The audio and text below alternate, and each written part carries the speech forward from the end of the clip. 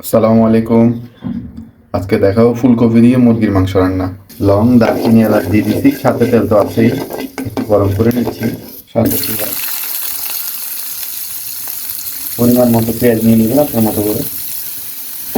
সব কিছু একটু ভালো করে নিয়ে নেবেন। মরিচের গুঁড়ি, হলুদের গুঁড়ি পরিমাণ মতো। একটু ভুটা দেন বা লাড়া দেন।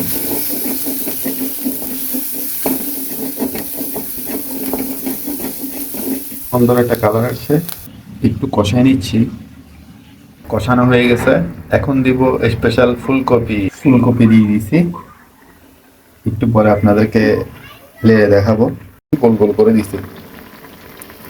আর রান্না শেষ হওয়ার আগে কাঁচামরিচ দিলে একটা কাঁচা কাঁচা একটা স্মেল বেরোয় আর কি। সাথে দিয়ে দিলাম টমেটো, কালার আরো সুন্দর হয়ে যাবে।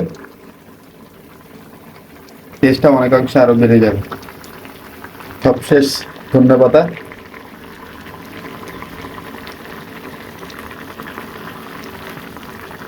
আলহামদুলিল্লাহ কমপ্লিট হয়ে গেছে আমার ফুলকপি দিয়ে মুরগির মাংস। ফুলকপি দিয়ে মুরগির মাংস সেই স্বাদ ভাই, সেই স্বাদ। ভালো লাগলে শেয়ার দিবেন।